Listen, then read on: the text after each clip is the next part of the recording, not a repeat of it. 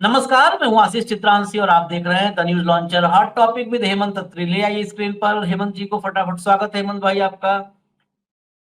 जब ये कार्यक्रम आप देख रहे होंगे उसके बाद घड़ी पर नजर रखिएगा, क्योंकि जो खबर हम लेकर आए हैं ये खबर अभी कहीं भी पब्लिश हो सकता है। जब ये कार्यक्रम आप देख रहे हो तब तक खबर कहीं लग चुकी, क्योंकि हम खबरें रिकॉर्ड करते हैं फिर लाते हैं आप तक। जब हम ये रिकॉर्ड कर रहे हैं वक्त 1 बजे का है। इस वक्त ये खबर कहीं नहीं है। वो खबर हम आपको बता रहे हैं क्योंकि ये खबर एक्सक्लूसिवली हमारे पास आई है। खबर है कि अब से कार्यक्रम आप जब देख रहे होंगे तब से करीब-करीब 20 घंटे बाद, 19-20 घंटे बाद राहुल गांधी ज्ञानेश कुमार के दरवाजे पर खड़े हो जाएँ। ये कदम बहुत महत्वपूर्ण। आप अगर टॉप लेवल का आदमी जो है, वहां पर उसके दरवाजे पे खड़े हो जाओ, फिर मुश्किल हो जाता है भागना। छोटे-छोटे मोहरे को ये लोग आगे करते रहते हैं, इनका मॉडस ऑपरेंडी। छोटे-छोटे लोग। अपने दरवाजे पे कोई आ जाए, तो फिर सिट्टी-पिट्टी गुम। और राहुल अकेले नहीं खड़े होंगे। देश भर के, पूरे देश के, वो बिहार, उत्तर प्रदेश, जम्मू कश्मीर से लेकर केरला तक की मैं बात कर रहा हूं। देश के टॉप 50 लीडर्स, 50 बड़े नेता राहुल के पीछे होंगे। राहुल के साथ कहिए, राहुल के पीछे कहिए, लेकिन राहुल की अगुवाई में 50 लीडर। ज्ञानेश कुमार ने अगर घर में एंट्री दी तो बैठाने की जगह कम पड़ जाएगी। अब राहुल की इस एग्रेसिव मूड से और मोड से, दोनों से 7 लोक कल्याण मार्ग में भी अफरा तफरी है। और मोदी जी ने छिपने का एक नया जुगाड़ ढूंढा है, क्योंकि इस मामले में एक्सपर्ट। लोग कहते हैं 56 इंच की छाती सामना करती है। मैं ये कहता हूं कि ये 56 इंच की छाती तुकबंदी देख लीजिएगा। मैंने पहले से नहीं तैयारी की थी, लेकिन आ गया। ये 56 इंच की छाती छुपने के मामले में बिल्कुल समझ लीजिए आप, छा जाती है।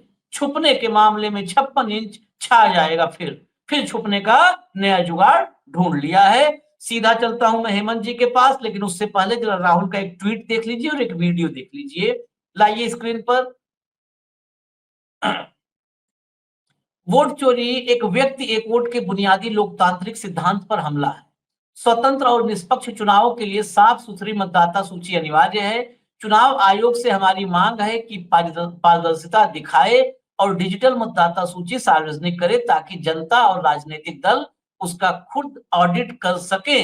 आप भी हमारे साथ जुड़कर इस मांग का समर्थन करें। वोट चोरी .in ये बन चुका है ईसी डिमांड। वोट चोरी .in/ईसी डिमांड पर जाएं या 9650003420 पर मिस्ड कॉल दें। ये लड़ाई लोकतंत्र की रक्षा की है। राहुल गांधी और कांग्रेस से हमारा उनके उनके हितों से कोई लेना देना नहीं। वो सत्ता में आ जाए 100 साल ना, लेकिन लोकतंत्र के लिए ये हम भी कहेंगे कि मिस कॉल मारना हो तो मार, और वहां जाना। लोकतंत्र में जब भी संदेह होता है और संदेह को तानाशाही रवैये से पुख्ता करना शुरू किया जाता है, जैसा कि चुनाव आयोग कर रहा है कि नहीं हम देंगे नहीं, हम दिखाएंगे नहीं, तो भैया खड़ा तो होना पड़ेगा। एक वीडियो दिखा दें जरा। एक वीडियो रिलीज किया है राहुल ने, वो वीडियो लाइए, वीडियो लाइए। It is critical that we expose voter चोरी। इस कैंपेन का पूरा समर्थन कीजिए। Please support this campaign fully. हमारे वेबसाइट पे पूरा का पूरा इंफॉर्मेशन है, डेटा है। आप इस मूवमेंट में शामिल होइए और हिंदुस्तान में जो वोटर चोरी हो रही है उसको रोकने का काम कीजिए। धन्यवाद। वीडियो के जरिए हुई अपील। अब सीधा चलते हैं हेमंत जी के पास। हेमंत जी, क्या है, कब का कार्यक्रम है, पूरा डिटेल, कौन कौन नेता है, संभावित सूची। आशीष भाई नमस्कार, आपको सारे दर्शक साथियों को भी। रविवार के दिन ये बड़ा घटनाक्रम है आशीष भाई। और जिस तरीके से आपने देखा था 3 दिन पहले जो राहुल गांधी के घर पे डिनर हुआ था, और उसमें ये सारे एक बात पर सहमत थे कि वोटों की चोरी और डकैती का जो सिलसिला है जो कर्नाटक में एक्सपोज किया, उसके बाद शरद पवार से लेकर तमाम इंडिया अलायंस के जो भी क्षत्रप हैं वो इस बात के लिए तैयार थे। हमने चर्चा भी की थी इस पर। आज संडे के दिन ये तय हुआ है कि आपको पता है जैसे ही हाउस शुरू होता है 11 बजे, उससे पहले पूरा चुनाव आयोग SIR को लेकर के अपना पूरा विपक्ष जो इंडिया अलायंस है वो वहां पर संसद में प्रदर्शन करता है। कल का प्रोग्राम ये बना है कि वो सारे के सारे नेता, फ्लोर लीडर्स सभी पार्टियों के जो इंडिया अलायंस में है, पहले वो सारे सांसद संसद परिसर के अंदर जो डेली प्रदर्शन करते हैं 21 जुलाई से अब तक हर बार होता है लगातार वो, उसके बाद वो वहां से सीधा 1 किलोमीटर दूर, आपको पता है संसद से 1 किलोमीटर दूर निर्वाचन सदन है अशोका रोड पे, तो 1 किलोमीटर मतलब 1 किलोमीटर 900 मीटर 1000 मीटर ऐसा ही कुछ रास्ता है। तो सारे के सारे पैदल मार्च करते हुए आएंगे और चुनाव आयोग से बाकायदा इसके लिए टाइम मांगा गया है। टाइम मांगा गया है, मैंने ये नहीं कहा दे दिया गया है, टाइम मांगा गया है। अब वो गणेश कुमार गुप्ता और उनके जो 2 सहयोगी वो मिलेंगे या वो भाग खड़े होंगे, ये तो उनका विशेषाधिकार है। अभी तक कोई कंफर्मेशन वाली बात नहीं कि चुनाव आयोग वहां पर मिलेगा नहीं मिलेगा क्या है, लेकिन ये पक्का है कि जो इंडिया अलायंस के जो लीडर्स हैं, फ्लोर लीडर्स, उन सब ने कल मिलने का समय मांगा है और सारे प्रदर्शन करते हुए जुलूस के रूप में पहली बार आप देखेंगे देश के इतिहास में कि संसद से समूचा विपक्ष पैदल चल करके चुनाव आयोग के द्वारे पहुंच रहा है। ये नया चुनाव आयोग है, ये नया भारत है, ये नई पारदर्शिता है, ये नई जवाबदेही है। पिछले 4 दिनों से आपने क्या ऑब्जर्व किया? राहुल गांधी ने कब वो कार्यक्रम किया था, प्रेस कॉन्फ्रेंस, उसके बाद कर्नाटक की रैली हुई थी। अभी तक चुनाव आयोग का कोई ऑफिशियल एक शब्द सुना है आपने? क्या धमकियां दिलाई जा रही है सूत्रों के, धमकी भी सूत्र के द्वारा दिलवाई जा रही है। आपकी जो प्रिय जांच एजेंसी है उसके जरिए सूत्रों ने धमकी दी है राहुल गांधी को कि या तो वो ये कर दे नहीं तो हम ये कर देंगे। सूत्र, अरे गणेश कुमार गुप्ता जी कर देते ना खेल, पता लगता, सारा ताकत का पता लगता। भाई दुनिया का सबसे ताकतवर 56 इंची आदमी उसके पीछे खड़ा है, वो छुप क्यों रहा है एजेंसी के पीछे, सूत्रों के पीछे? खुला करते। तो ये बेसिकली एक कल नया इतिहास की पटकथा लिखने की तैयारी है और राहुल गांधी इस बार आप देख रहे हैं कि बहुत जबरदस्त हमलावर स्थिति में है, हमले की स्थिति में, बैकआउट नहीं कर रहे हैं। कभी भी आपने देखा होगा इस बार जिस तरीके का वो आर्टिकुलेशन है ना आशीष भाई, बीजेपी में तो होता है ये सब, पहली बार कांग्रेस में राहुल गांधी ने इसको अपने ऊपर ही ले लिया है कि इस पूरे मामले को मैं कैसे ड्राइव करूंगा एज ए कैंपेन। आपने क्या देखा उस दिन? प्रेस कॉन्फ्रेंस करके हटे, प्रेस कॉन्फ्रेंस करोड़ों लोगों ने देखी। उसके बाद अर्ली मॉर्निंग जब तक आप और हम सो के उठे तब तक उन्होंने 8 मिनट और 5 सेकंड का एक वीडियो जारी किया। क्या था उसमें? कि जब मैं और प्रियंका छोटे थे 1980 में, हम घर में लेई बनाते थे और पोस्टर लगाते थे, पूरी की पूरी अपनी एक बैकग्राउंड 1980 से लेकर के आज 2025 तक। जो शहजादा कहते थे वो उनको एक इनडायरेक्ट जवाब था कि हम ऐसे नहीं है, हमने भी काम किया है ग्रास रूट में। उन्होंने बताया कि भाई बूथ मैनेजमेंट कैसे होता है, चुनाव कैसे लड़ा जाता है, वो देखिए। फिर उसके बाद बेंगलोर पहुंच गए वो, वहां पे पैदल मार्च किया, सीधे सीधे 5 सवाल पूछे। वो उससे पहले खत्म नहीं हुआ, चुनाव कर्नाटक की सरकार ने तय कर दिया कि लॉ डिपार्टमेंट को इसकी जांच सौंप दी है, वो इसका इवेल्युएशन कर रहे हैं। सुधाकर ने बाकायदा ऑन रिकॉर्ड कंफर्म कर दिया है कि हाँ चुनाव वो क्या आपका जो अपना law department they are looking into it through advocate general. यही बात हमने कल भी की थी, परसों भी की थी। तो वो एक प्रोसेस चल पड़ा है। उसके बाद आज सुबह जैसे ही उठे वो आपने देखा किस तरीके से पूरा बिहार वाले मामले पर और सारे पे जो बिल्डअप बन रहा है उसमें राहुल गांधी ने ऑल ऑफ ए सडन ये कर दिया कि भाई ये वीडियो दिया जो आपने कहा एक मिस्ड कॉल वाला जो बीजेपी करती है दुनिया की सबसे बड़ी पार्टी। और उसके बाद ये खबर आ गई कि कल संसद से वहां तक का मार्च होगा, सीधा सारा विपक्ष, इंडिया अलायंस के लीडर्स सारे गणेश कुमार गुप्ता के दरवाजे पर होंगे, पैदल चलकर जाएंगे और वहां पर मुलाकात। अब सूचना दे दी गई है, समय मांग लिया गया है, अभी तक की यही पुष्टि है।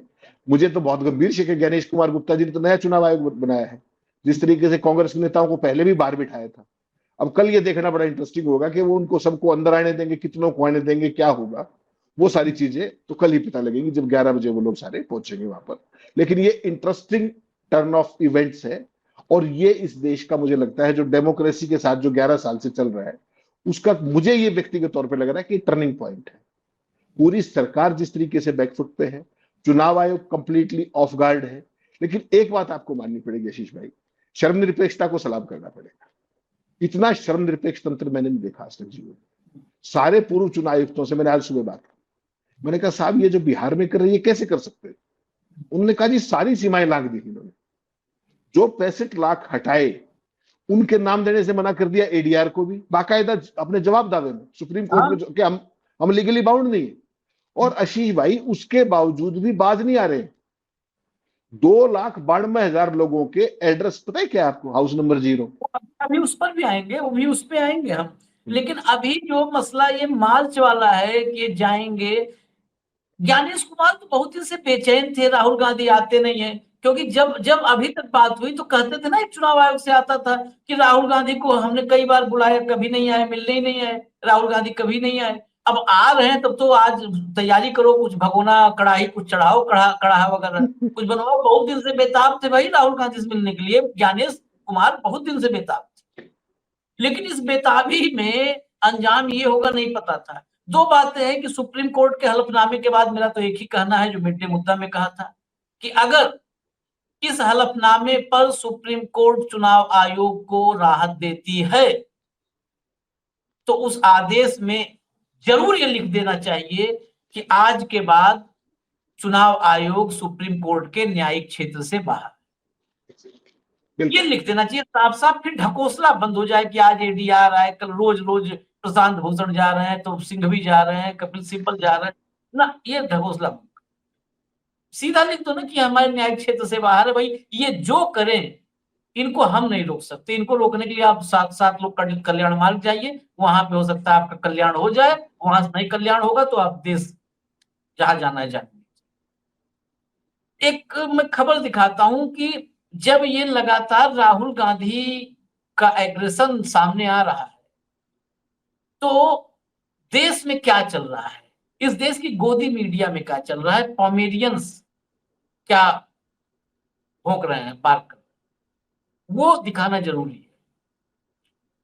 4 दिन से इस देश में मुझे लगता है लोकतांत्रिक अधिकारों की रक्षा के लिए और संवैधानिक अधिकारों की रक्षा के लिए सबसे अहम पड़ाव पर हम मौजूद हैं 4 दिन से पिछले। लेकिन खबरें देखिए आप जरा, लाइए भास्कर की खबर एक है, सेना प्रमुख वाली खबर। आर्मी चीफ बोले ऑपरेशन सिंदूर पर सरकार ने फ्री हैंड दिया था, हम चेस खेल रहे थे, न हमें न दुश्मन को पता था अगला कदम क्या होगा। चलिए, हमें भी नहीं पता चला पढ़ के कि अगला कदम क्या होगा। इसमें भीतर भी कुछ है, वो भी दिखा दीजिए। भीतर भी कुछ है। इसके बाद हम अभी आएंगे, मैं बता दूं, कर्नाटक और बिहार पे अभी हम आएंगे इसी कार्यक्रम में। भारत के आशीष जी थल इसमें सेनाध्यक्ष आशीष उपेंद्र जी द्विवेदी। आशीष जी आशीष जी हाँ, बड़ा महत्वपूर्ण कार्यक्रम है, समय खराब नहीं करेंगे। इसमें सीधी सीधी एक लाइन है जो महत्वपूर्ण है, जो हाँ, ये खबर 3 घंटे पहले आपने अभी दिखाई हेडिंग में। ये हाँ, खबर पता है आपको कब की है? ये हाँ, 4 अगस्त को आईआईटी चेन्नई में भाषण दिया था आर्मी चीफ हाँ, ने, हाँ, तब हाँ, ये रिपोर्ट नहीं किया गया। हाँ। 6 दिन बाद ये आज रिपोर्ट किया गया है।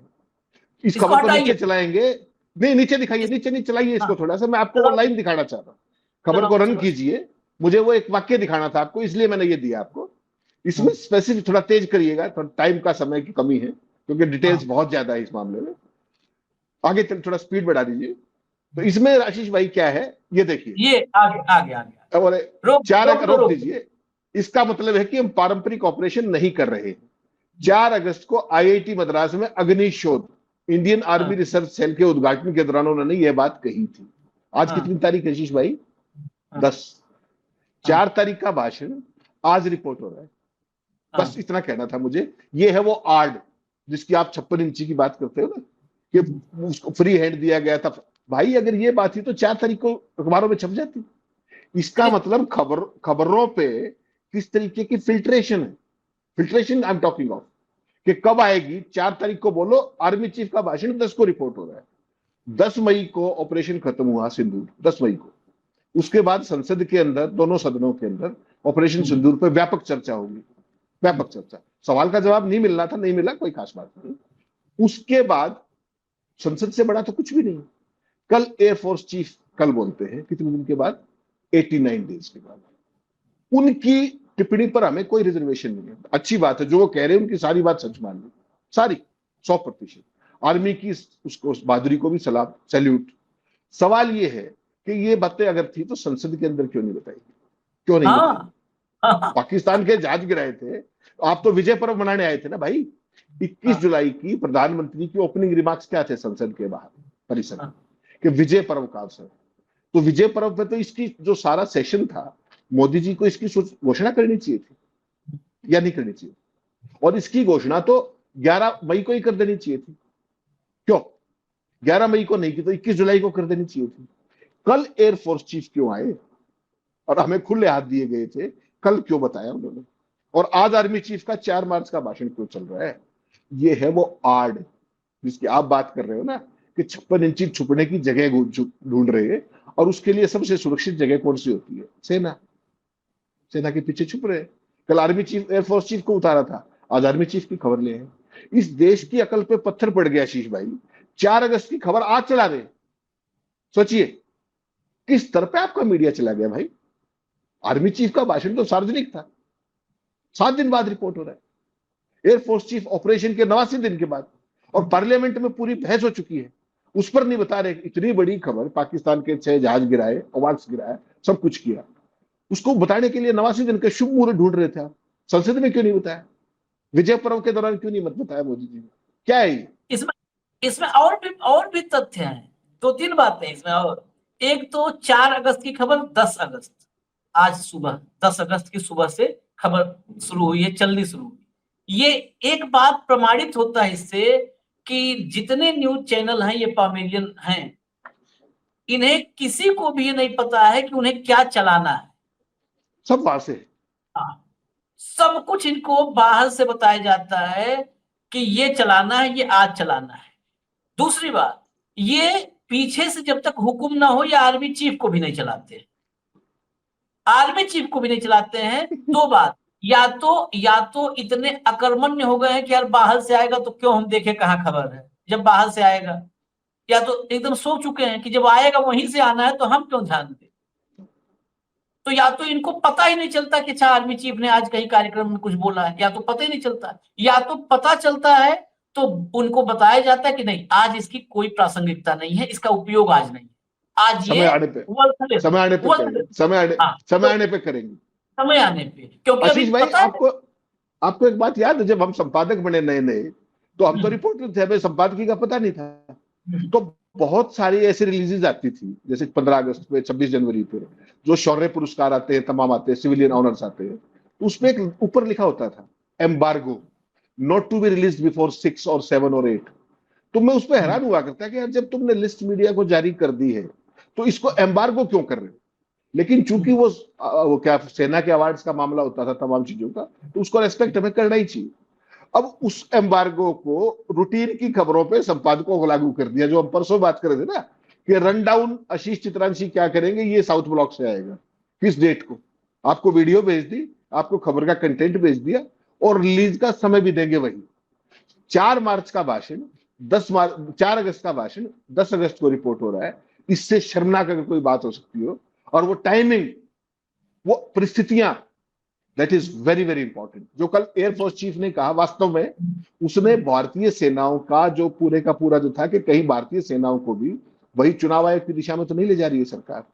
Timing is always crucial, timing is always crucial. पूरे सोशल मीडिया को आज आप देखेंगे, एयरफोर्स पे, आर्मी पे किसी को सवाल नहीं है। सवाल यह है कि क्या टॉप लीडरशिप को भी इन्होंने इकोसिस्टम का हिस्सा बना लिया क्या? और अगर ये है तो दिस इज वेरी अनफॉर्चुनेट, और परिस्थितियां यही बता रही है कि ऐसा है। संसद के अंदर चर्चा हो रही, प्रधानमंत्री जी ने विजय पर्व मना लिया, रक्षा मंत्री बोल चुके, विदेश मंत्री बोल चुके, प्रधानमंत्री जवाब दे चुके, गृह मंत्री बोल चुके। उसके बाद एयरफोर्स चीफ ठीक 89 डेज के बाद ये बात बता रहे हैं कि पाकिस्तान का हमने ये किया था। ये देश के लोगों को सोचना जरूरी चाहिए कि वो टाइमिंग तब छुपाया क्यों गया था और अब बताया क्यों जा रहा है। ये दोनों ही सवाल, नहीं, तब छुपाया क्यों था? एक चीज और ध्यान रखें हेमंत भाई, जब यही एयरफोर्स चीफ राजनाथ सिंह कुर्सी मंच पे बैठे थे और कहे कि हम ऐसे ऐसे जो है एग्रीमेंट साइन करते हैं जिसकी हमें पता होते मिलेगी, वो हमको सामान मिलना ही नहीं है, तब किसकी हेडलाइन थी? तब हमने खबर चलाई थी, न्यूज लॉन्चर तब भी चलाया था, आज भी चला रहा है, आज का भी स्टेटमेंट। तब किसकी हेडलाइन थी? किसी की नहीं। बेसिकली इसलिए बताया मैंने वो भी घटनाक्रम, जब एचएएल के चीफ को फटकार लगाई थी तब भी शायद हमने और आपने शो किया था, तब कहां हेडलाइन थी कि तेजस कब मिलेगा भाई, कब तक इंतजार करे एयरफोर्स? तब कहां थी खबरें? नहीं थी।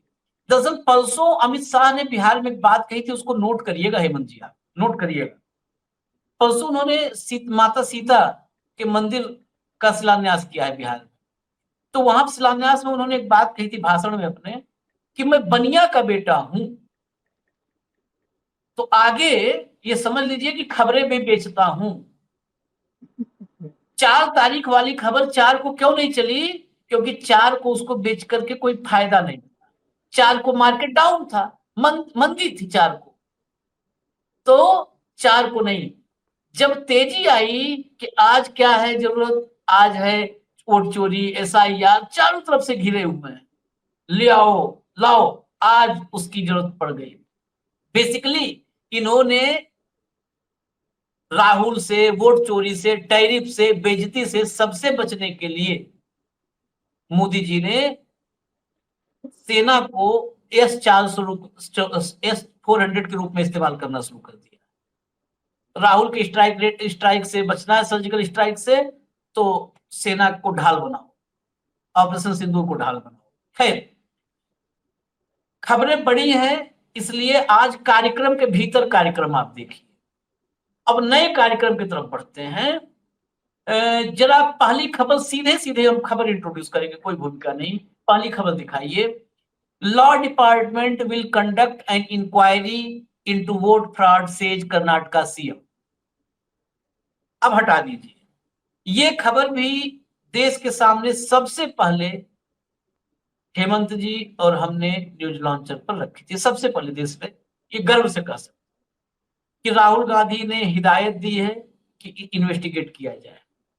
हमने इस पर 2-3 कार्यक्रम किए और अब आपको हमने एकदम ऑथेंटिक, जो अखबार में लगा अंग्रेजी के, ये भी हिंदी में लगा होता कहीं तो हो सकता है ये भी हम दिखाने में झिझकते कि कांग्रेस के जो कर्नाटका के CM हैं सिद्धारमैया, उन्होंने ऑफिशियली बोल दिया है कि अब इन्वेस्टिगेशन शुरू हो गया। अब वो लॉ ऑफिसर्स जो होते हैं ना, वो पूरा प्रोसेस एडवोकेट जनरल वो फ्रेम बनाते हैं कि पूरी जांच का फ्रेम, क्योंकि फिर अदालत में भी जाना है ना मामला। मोदी जी ऐसे तो है नहीं कि हम ही कातिल, हम ही मुंसिफ हैं, हम जो हम कहें न बही न खाता, न बही, जो हम कहें वही सही नहीं है। तो इसलिए फ्रेम बना रहे। हेमंत जी, पहले इसी पे चलते हैं। इसके बाद में दर्शकों से बता दूं कि अभी बिहार में एक एक घर में कितने लोग हैं वो भी खोलेंगे, और मकान नंबर 0 में कितने लोग रहते हैं वो भी बताएंगे आपको। लेकिन पहले इस हेमंत भाई, जांच आशीष जी, शुरू हुई है या कुछ आगे बढ़ी है, क्या नहीं प्रोसेस?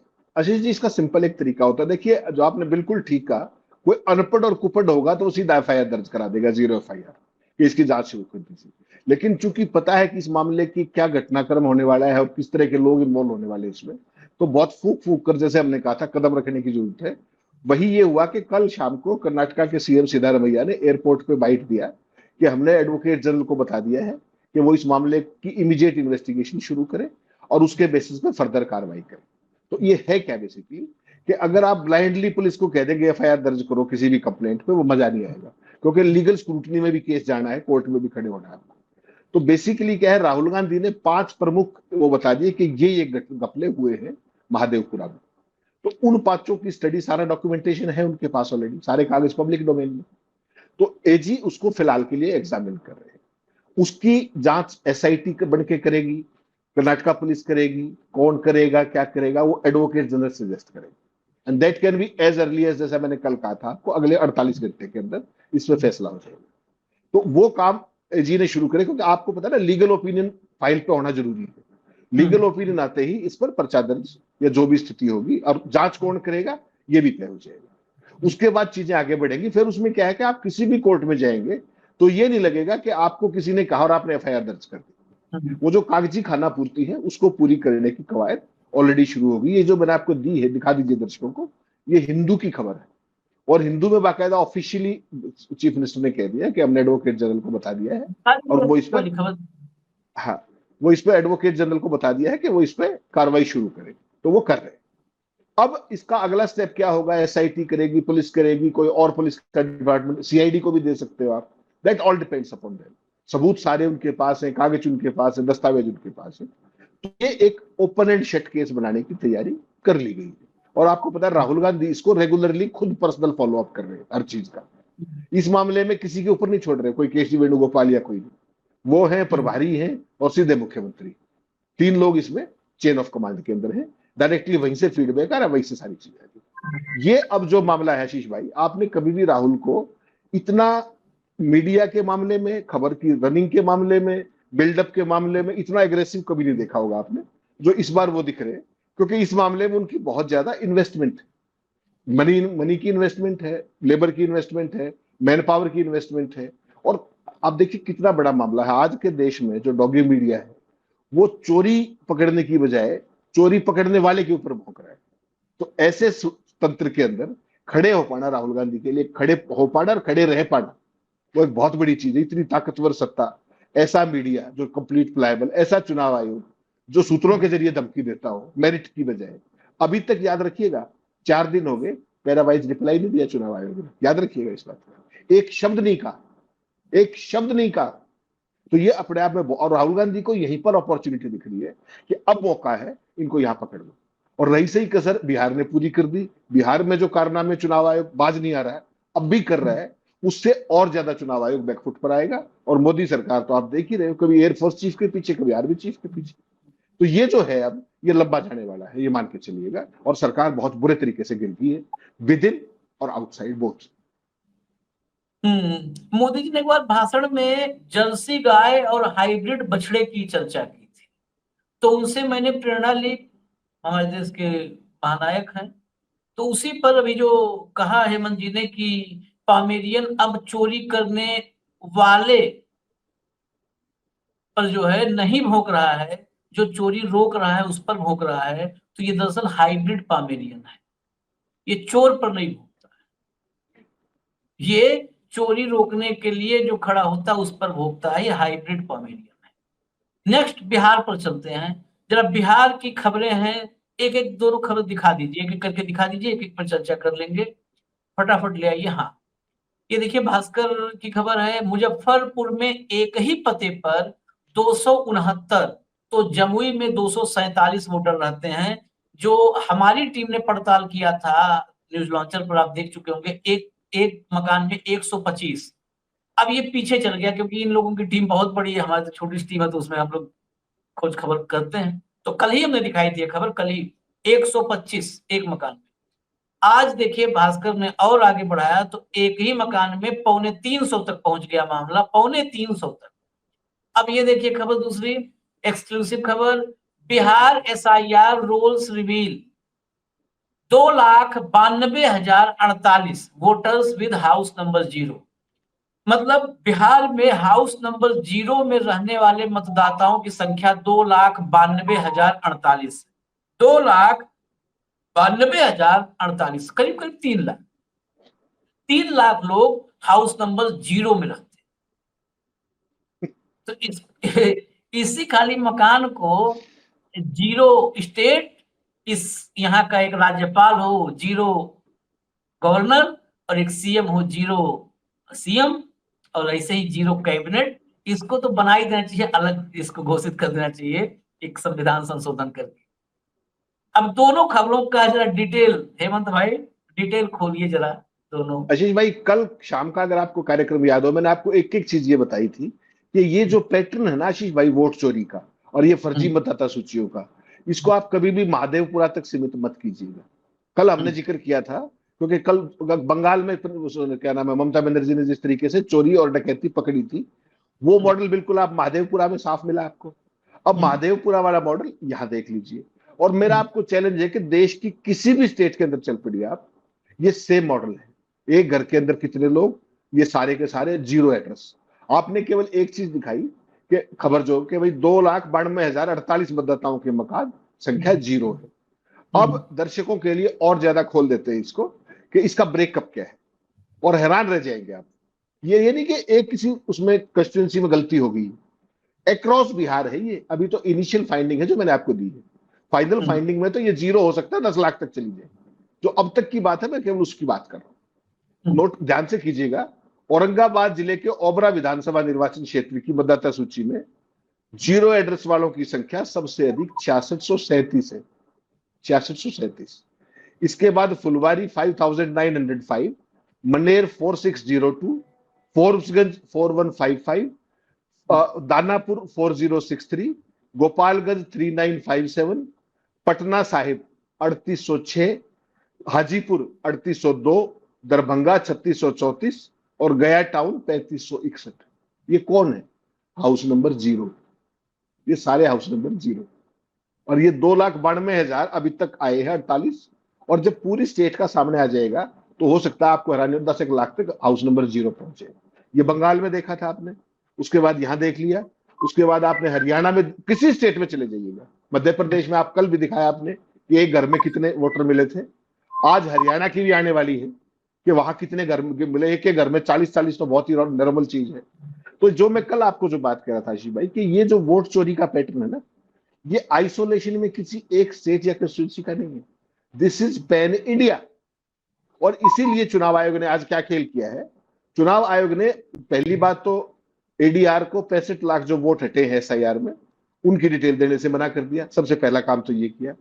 उसके बाद उन्होंने क्या किया है कि एड्रेसेस जो पार्टियों के साथ लिस्ट शेयर की है कि जो जो नाम कटे हैं, उसमें ना तो किसी का एड्रेस दिया है जिनके वोट कटे हैं और ना ही किसी का वोटर आई कार्ड नंबर दिया है। तो कैसे ढूंढोगे आप, बता दीजिए मुझे। केवल आशीष सन ऑफ फला कहां ढूंढ के आऊंगा मैं, बताइए। ना तो आपका एपिक नंबर और ना आपके घर का एड्रेस। ये चुनाव आयोग खेल कर रहा है। क्यों? क्योंकि वो सारा खेल ऑलरेडी किया जा चुका है, अब ये अविवाश है। आज अभी तक क्या किया चुनाव आयोग ने, मतदाता सूची से नाम हटा दिए, एड्रेस हटा दिए, उसके बाद वो सारी चीजें शेयर कर दी। इसकी व्यवहारिक प्रॉब्लम्स क्या आशीष भाई, राजनीतिक दलों के साथ जो डिलीटेड वोटर सूची में एपिक नंबर गायब है, उनके मकान नंबर और पते गायब है, ड्राफ्ट वोटर लिस्ट और डिलीटेड वोटर लिस्ट से अनुभाग गायब है, सेक्शन जिसको आप बोलते हो। चुनाव आयोग ने अपनी वेबसाइट पर उन मतदाताओं की सूची प्रकाशित क्यों नहीं की जिनका फॉर्म जमा नहीं हुए। ना तो वो सूची प्रकाशित की, ना सुप्रीम कोर्ट को बताया। और ये बात मैं आपको कितनी बार बता चुका हूं, कितनी बार हमने चर्चा की कि उस सूची को कहां छुपा रहे हैं, उस संख्या को भी कहां छुपा रहे हैं और क्यों छुपा रहे हैं। तो पूरी की पूरी प्रक्रिया इतनी संदिग्ध हो गई है, आप कल्पना नहीं कर सकते। ये सारी जानकारियां आमतौर पर वोटर लिस्ट का इंडिस्पेंसिबल हिस्सा है, उसके बिना वोटर लिस्ट पूरी ही नहीं। आशीष चितरांशी, सन ऑफ फला, अनुभाग ये, एपिक नंबर ये और एड्रेस ये, इसमें से अगर एक भी चीज गायब होगी तो क्या सूची पूरी है वो? और अगर वो नहीं है तो क्यों नहीं? सवाल ये है। उसके कारण जमीन पर नामों की जांच कैसे करोगे? अगर ये चीजें नहीं है तो कैसे जाके करेगा कोई बूथ लेवल एजेंट जो है? चुनाव आयोग सामान्य मतदाता सूची की तरह पूरी जानकारी क्यों नहीं देगा? जो वोटर लिस्ट, डिलीटेड लिस्ट और नॉर्मल वोटर लिस्ट, उसकी सारी की सारी फोटो पब्लिक डोमेन में है, जिनमें से वो पार्ट गायब कर दिया गया है। जैसे, फिर आ रहा हूं, आप पुरानी बात पे चलिएगा। जैसे इलेक्टरल बॉन्ड्स का याद है सुप्रीम कोर्ट में क्या नाटक किया था कि हमें इतना समय लगेगा, हमें इतना समय करेगा, हमें वो हटाना पड़ेगा, हमें वो हटाना पड़ेगा। एक झाड़ पड़ी, 24 घंटे के अंदर सब कुछ आ गया और 2 घंटे में हमने एनालाइज कर दिए। 2 घंटे में। ये है आशीष भाई सारा खेल। पारदर्शिता के नाम पर इस देश की पूरी चुनाव प्रणाली को जड़ों में मट्ठा डालने की कोशिश होगी। पूरे लोकतंत्र की जड़ों में मट्ठा है। जो काम राजीव कुमार अधूरा छोड़ गए थे, ट्रांसपेरेंसी चिल्लाते थे, कभी कोई जवाब नहीं देते थे। ये ज्ञानेश कुमार गुप्ता ने तो आते ही सारे रिकॉर्ड ध्वस्त कर दिए। अब केवल अग्नि परीक्षा, आपने ठीक कहा था, अब अग्नि परीक्षा सुप्रीम कोर्ट की है, वो इस पे क्या रुख लेते हैं। चुनाव आयोग ने जितनी बेशर्मी हो सकती थी वो सारी जो सीमाएं थी वो सारी ला दी। हालांकि चर्चा खत्म करते हैं, लेकिन मैं बताऊं बिहार में भी बहुत चीजें मैच करने की जरूरत है, जांच की जरूरत है। पति का नाम हस्बैंड, पिता का नाम फादर, मकान नंबर 0, 00, 000, ये सब हम दिखा चुके। आज तो हमने एक वो भी दिखा दिया कि 124 साल, 120 साल, 119 साल की महिलाएं मतदाता। जांच पता है जो अभी आपने किया था, ये सिर्फ एक सैंपल है, एक पार्ट है जांच का। जांच यही नहीं है जो आपने बताया कि यहाँ पर सबसे ज्यादा 0, मकान नंबर 0 में है, यहाँ पर उसके बाद, यहाँ पर उसके बाद। हेमंत भाई, इसमें जो एक्टिव लोग हैं, एक्टिविस्ट के रूप में या पॉलिटिकल वर्कर हैं, उन्हें निकालना चाहिए। हम भी कोशिश करेंगे, लेकिन हमारी लिमिटेशन है भाई, मैन पावर वगैरह की, इतना हमारे पास तो कोई पूंजी तो है नहीं। ये जांच करनी चाहिए कि इन सीटों पर पिछली बार जीत हार का अंतर कितना था। हाँ, बिल्कुल। अभी तो सिर्फ 0 वाला है, 0 वाला है। मान लिया 6,000 एक सीट पर बताया, 6,000 0 वाला है या 5,000 0 वाला है। अब 0 वाले के साथ फादर और हस्बैंड वाला मान लिया 3000 होगा, 2000 होगा, तो 8000 हो गया, 8000 हो गया। 130-35 साल वाले मतदाता 10-20 होंगे, मतलब ये जोड़ करके कहीं 10,000 12,000 एक सीट पर ये हो गया। ये और सीट पर मैं अभी बता दे रहा हूं आपको, बिहार में मुझे लगता है, आशंका है चर्चा में कि क्योंकि पिछली बार बहुत सारी सीटें थी जहां पर करीबी मुकाबला था, और विधानसभा चुनाव में तो वैसे भी है हेमंत भाई, आप हरियाणा में भी देखते होंगे 2000, 2500, 3000, 3500, इस मार्जिन पर मैक्सिमम सीटें तो इसी मार्जिन पे होती हैं। अंडर 5000 पता चलता है 25 सीट है, अंडर 10,000 35-40 सीट है, और ये 10-12 हजार का तो खेल सब सीट पर हो ही रहा है। आशीष भाई, पिछला बिहार का विधानसभा चुनाव 12,500 वोटों के मार्जिन में था। हाँ, पूरा 12,500 वोटों से तेजस्वी रह गए और नीतीश बन गए।